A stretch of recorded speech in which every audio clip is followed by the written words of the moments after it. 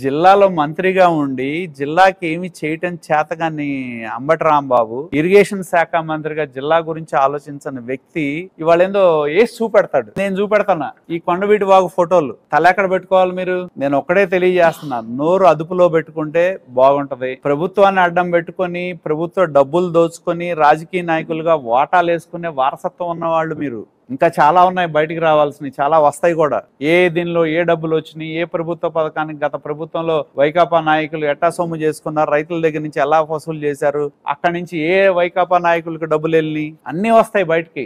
అంటే కొత్త మార్గాన్ని ఎంచుకున్నారు. ఏంటంటే ఆరోపణలు చేయటం, ఏదో మమ్మల్ని మేము గడుక్కోవాలన్నమాట. ఇదే ఉద్యోగమా మాకు?